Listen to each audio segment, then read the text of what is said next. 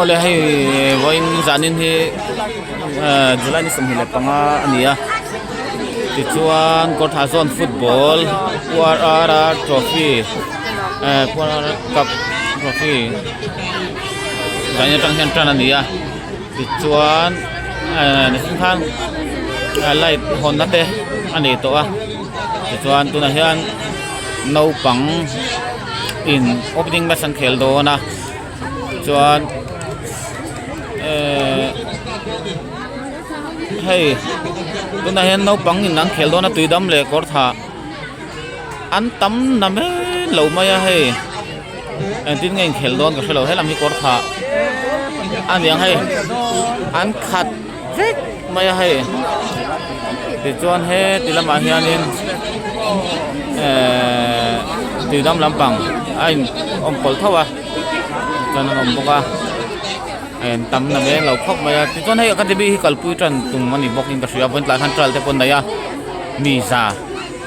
tuidam a za no pang kor tha za kyang vel chun ka sia tral te po ven tla khan nei to ani ole tran chia gol pakhat an tlang hu man ole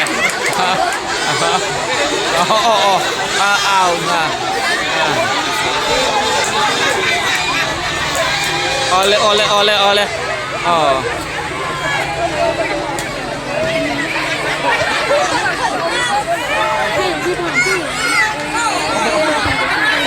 anh ấy ông dễ hết đã bol pakhat ombok he lama hay bol pakhat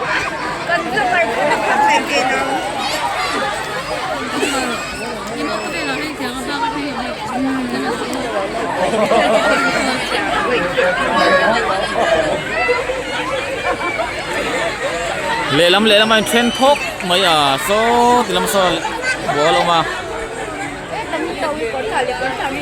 kan he tilam hian bol dang omboka bol sa khok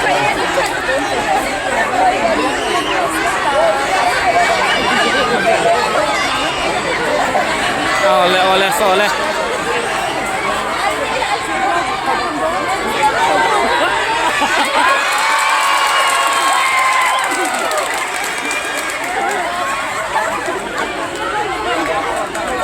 arau kui le mai à rem mai na tam game khata chon players lu tamber world ko tan hial mo players tam na me lo mo hay mi engzat vel ngen liang tam na ben lo mai tam a khai ke ngai nam lo rang ani thì khá phải khát cái gol to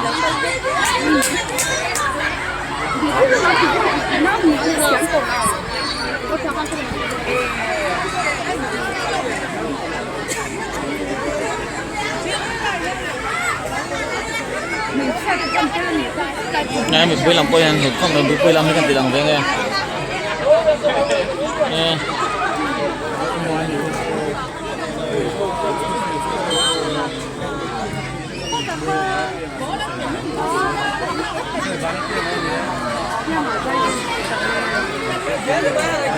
là mọi người cùng làm nhau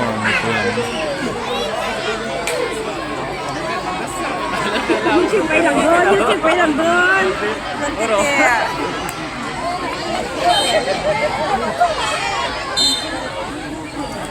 mình quay làm con ăn hột đây so thì làm sao chụp bọc à khi lại khi anh làm chắc ba tiền anh làm kiếm lâu á thế thì là qua lên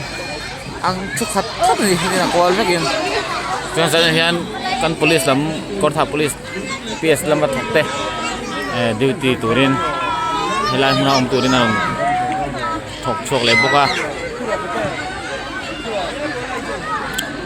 boro kan wa mai rasur lem nova rina boro kan dong thap mai lai chit po hi ai eng thakhat de biao ani tungin huna chuan an tlan hul mai ai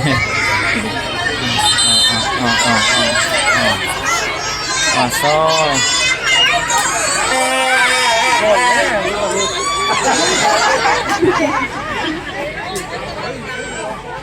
ลูกไม่เห็นเลย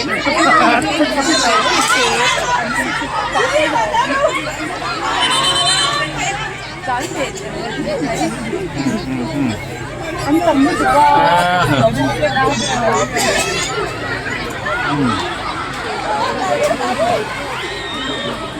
set lang dung chuan avai khatna ania record ni halani avai khatna ania pui mi mi kho mai